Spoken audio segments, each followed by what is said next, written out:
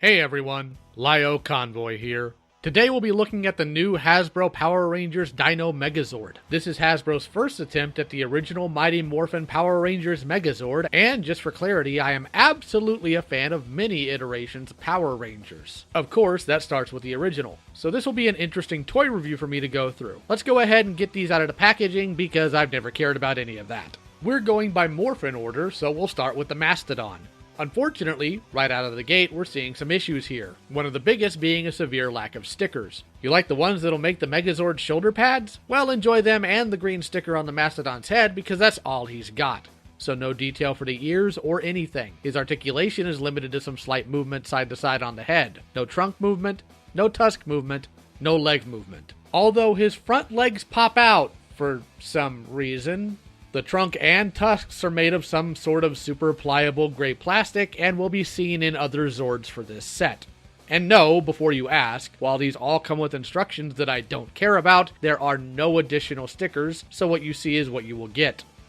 Moving on, we have the pterodactyl. Articulation is in the wing joints where it folds in and the neck joints. The feet cannons are made of the same pliable plastic the wings are, and it is very pliable. While what becomes the chest teeth for the Megazord are painted silver, along with the pink on the head, the other details consist of two stickers. The one sticker at the base of the figure having some sizable gaps that will surely cause trouble with adherence in the future. Next up, we have the Triceratops. He has no articulation outside of how his head and tail moves to form the Megazord. No mouth joint and no joint for the gun on the tail. The tail and the horns are made of the same pliable gray plastic.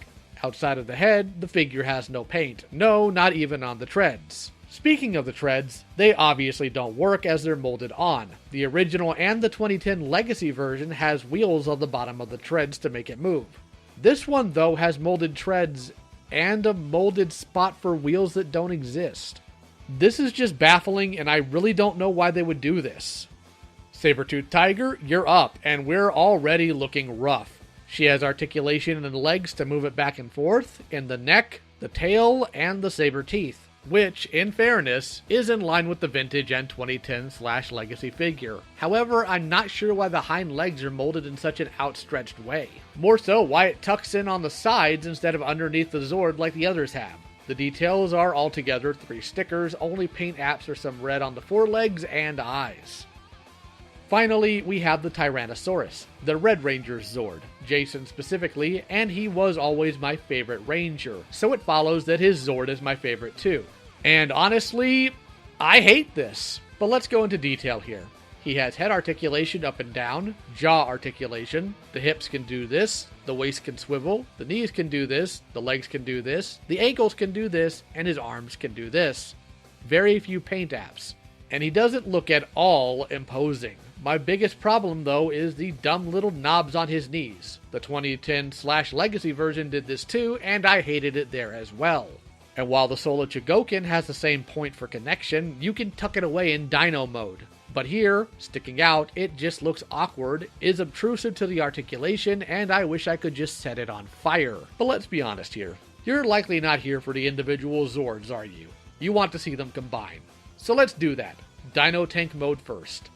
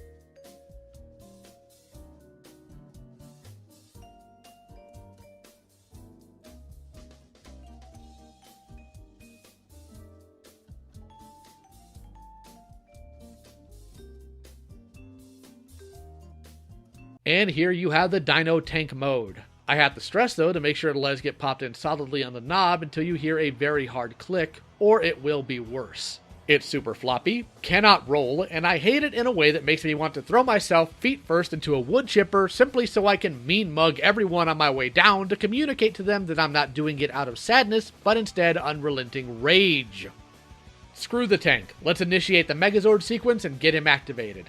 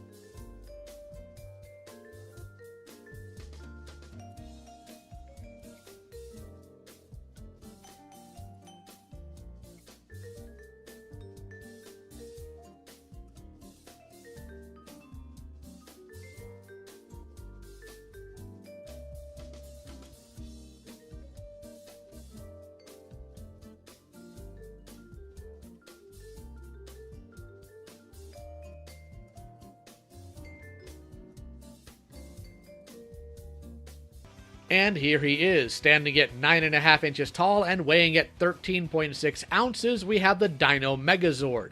The shortest, lightest combining Dino Megazord that's ever been made. How do I know this? Well, we'll get into that later. Size comparison time. Grandpa Voltron, NECA Movie Leonardo, the 6-inch version, and Handsome Squidward. Let's talk about the figure. We're about 30 years past the original Megazord, and this is now in the realm of Hasbro, the robot toy company for the US for over 35 years. Surely something here will wow me, right? As far as construction goes, the chest will pop off anytime you grab him. For looks, he's generally proportioned very well, but the T-Rex tail sticking out of the top and the lack of paint apps or stickers is really making him look very bland. How is his articulation though? Surprisingly, he has some improvements over the original. The shoulders can move out, and he has both bicep swivel and an elbow bend. But that's really kind of it. No wrist swivel, no head movement, no proper bend at the knee, and the legs do what any Megazord has been able to do. And the aforementioned waist swivel on the T-Rex only works if you completely unhook the tail, so that's a no-go. The Power Sword is also the least impressive I've ever seen. 1/3 of the thing is handle for some reason. I'm not impressed, I'm not happy, and this has been a colossal waste of my time and money.